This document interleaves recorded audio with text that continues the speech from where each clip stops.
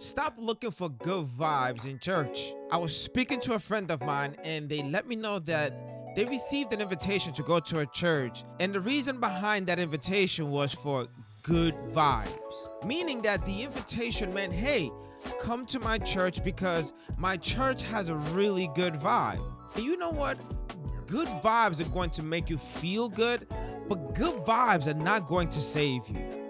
Good vibes are not going to stop the enemy from attacking your life. The only thing that you're going to have to combat the enemy is the word of God. Jesus Christ proved that to us.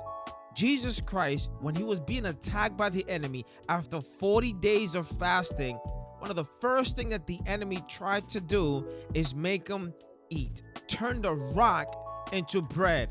And his response, Jesus' response, was, man shall not live by bread alone, but by every word that comes from the mouth of God.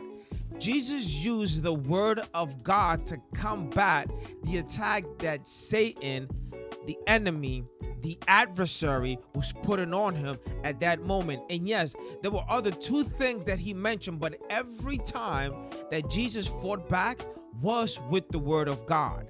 You should be looking for a church that gives you good vibes.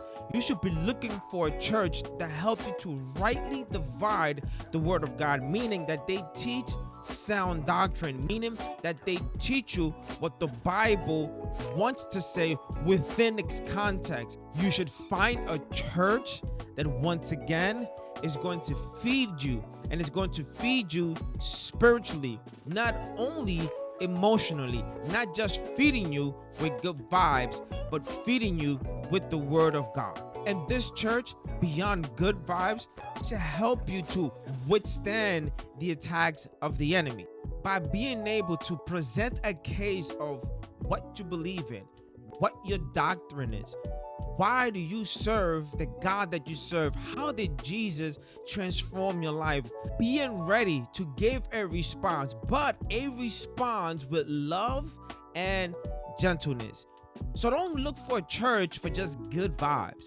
Look for a church where the Spirit of God moves mightily and powerfully.